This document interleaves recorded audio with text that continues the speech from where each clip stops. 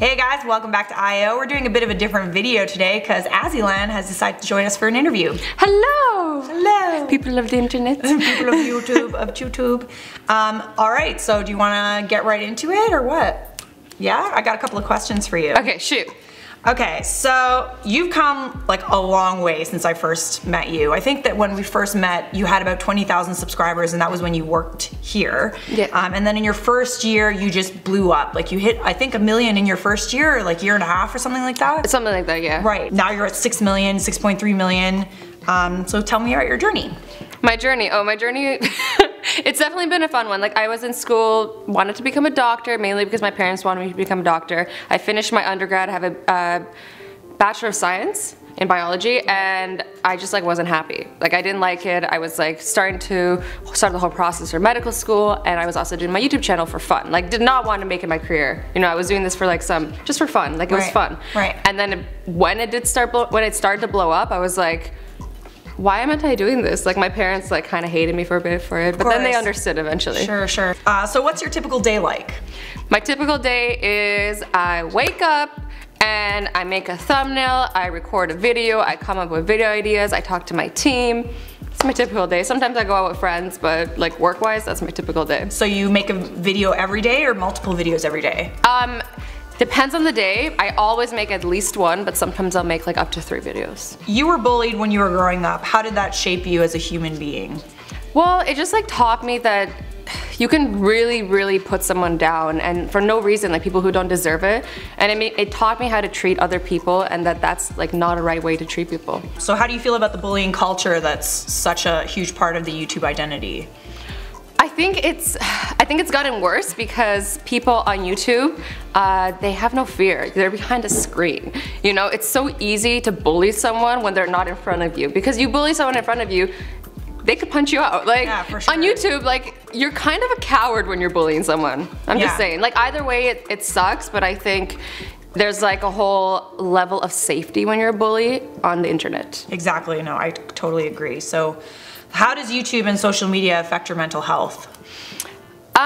Okay, it's definitely hard because first of all, with having 6 million followers, you can't make everybody happy. So everybody has everything they want from me, and I feel like everybody has this like idea of like what they want me to be or who I am to them. And if I like step outside of that, it does like they get upset. Yeah, for sure. But at the end of the day, like I'm a human, and this is me, and I may not always like conform to people's ideas of me. Why do you think that there were no female YouTubers on the Forbes top earning YouTubers of 2018 list?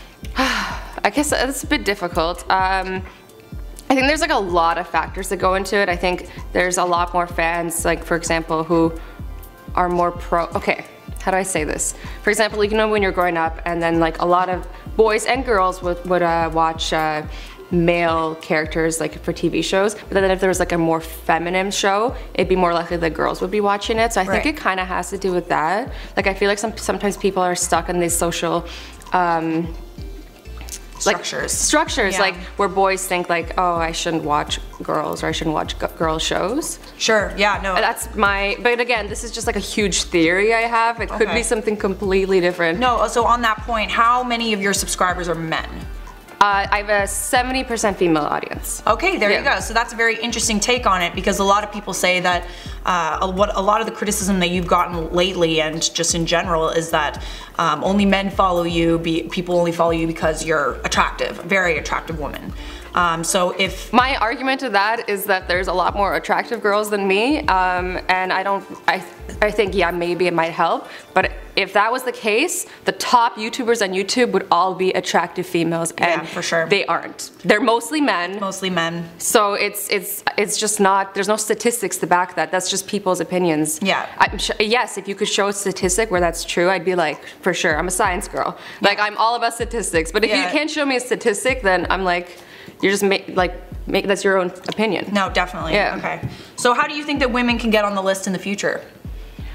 I think by working hard and trying not to listen to what people say. I think it's like very demotivating to women because people give them such a hard time. Like anytime a woman does become successful, it's always like, oh, you got here because of a man. Oh, you got here because you're a woman. And like obviously if that's how people act towards women, it is discouraging. Like a lot of girls like don't want to put up with that. Like some girls can't mentally handle it. Like there's so many female YouTubers that are taking breaks, and I don't blame them. I think it's hard, and I think you need like a very strong like mental health to be able to do it. Yeah. Okay, so now we're getting to the nitty gritty. Your video for money was #1 trending in the world. That's a pretty big accomplishment. Have you been on the trending page before? Oh, I have, but I think like the highest up I've been is number 13. Okay. Like I've never, and I think it was in Canada. It wasn't like in the whole world. Whole world. So, but it has been labeled as the worst music video of all time by a couple of people. At least I'm the best. It's the best at being the worst at something. I love your attitude. Right? So why did you make the video? Okay, I did it for fun. I'm not like here thinking I can sing. People are like, oh, you can't sing. I'm like, that's what I said before I even made the video. That was the whole point. It's literally my biggest insecurity, my biggest fear, the thing that I feel like I'm the worst at. And I was like, why would I let that stop me? I love singing. I sing in the shower all the time.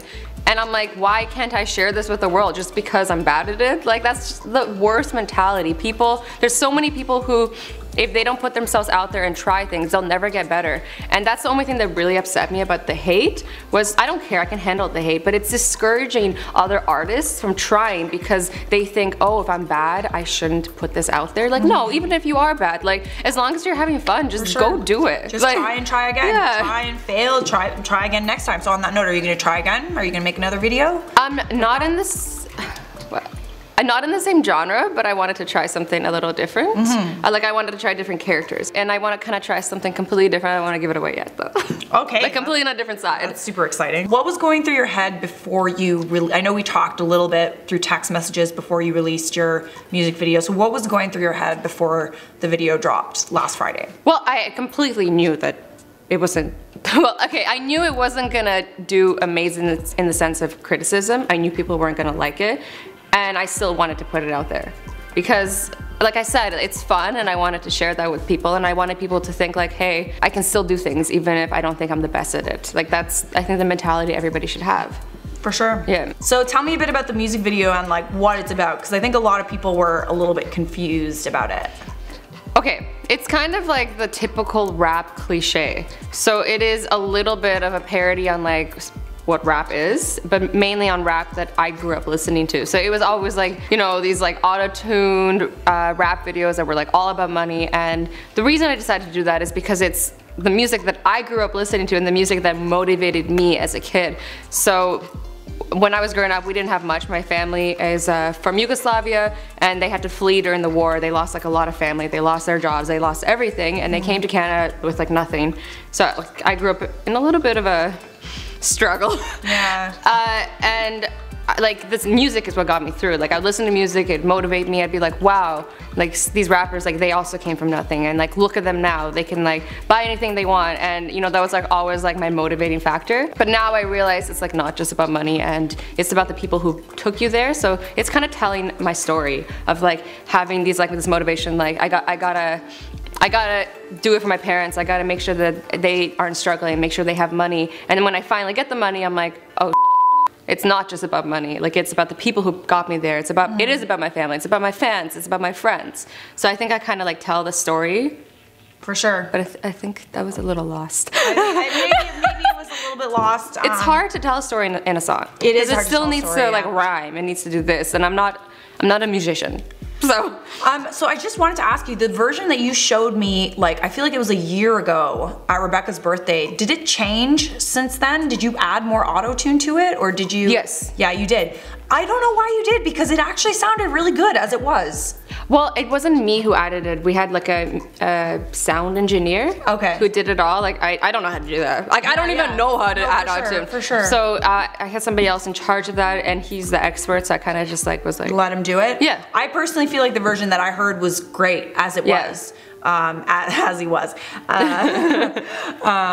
Yeah, so I wanted to know if it was because you said that you were really insecure about singing that you added the auto-tune onto that. I didn't do any of it. Yeah, okay, cool. So I know a lot of people have questions about Big Nem. Why Big Nem? Why did you choose to collaborate? At the end of the day, he's my friend. This is his dream, and I wanted to work with him because he believed in me, but also because I believe in him, and it's kind of, you know, I'm giving him an opportunity as well as, I know I could obviously work with somebody who's already established, but then I'm not helping anybody. Like, I'm all about like the come up of the little guy. Yeah, you know? Sure. No, I totally agree with and I believe in him, so. Definitely. Yeah. How do you feel about the backlash and people who said that this video ruined your image? Well, I don't necessarily agree with them. I think that people who like love me, they love me for me, and if this is gonna ruin their image, their image of me, then I think that's their own prerogative, and that's fine. Like, I'm honestly, like, the thing is, I could sit there and claim everybody's video. Like, all these people who made negative remarks, I can sit there, I can claim it, I can take it down. I have that power because I own the rights to the music video. I'm not a dictatorship. Like, I believe in freedom of speech. I think that if you don't like the video, you have the right to not like the video, you have the right to say you don't like the video. How do you feel about people who say you're only famous for dating Jordy? As in Quebblecop, if you guys don't know.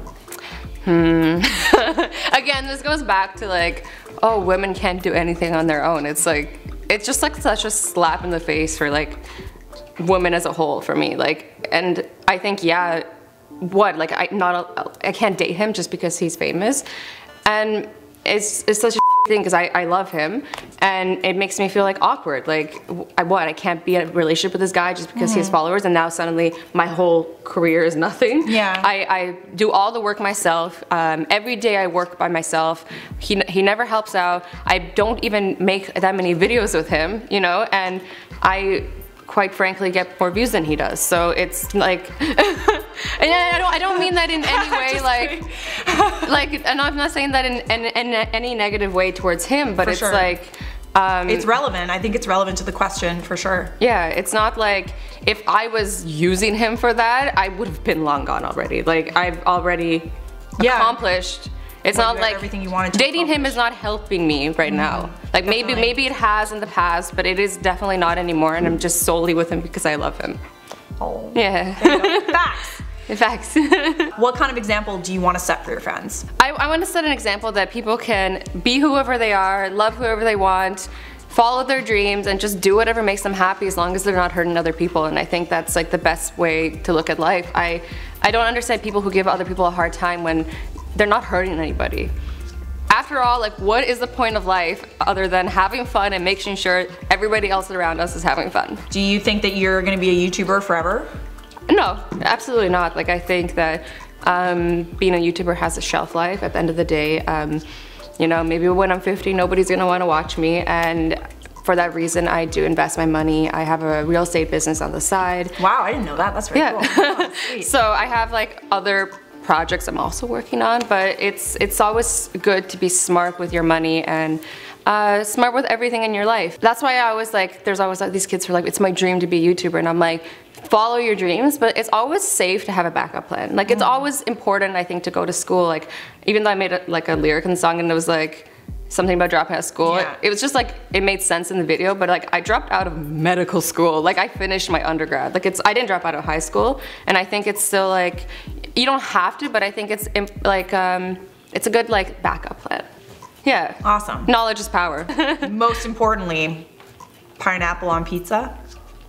I do like it. There you go. Pineapple on pizza. Don't hate me. Az eats pineapple on pizza. I eat pineapple on pizza. That'll be the most triggering part of this whole interview.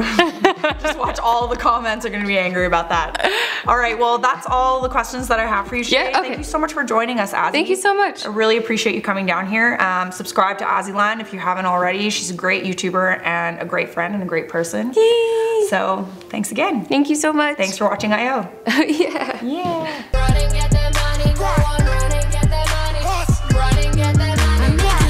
Money, snazzy money, this ain't classy money. Pockets looking funny when you making Azzy money. YouTube money, my account. Shit is getting hard to count. Turn that frown right upside down. I got that money.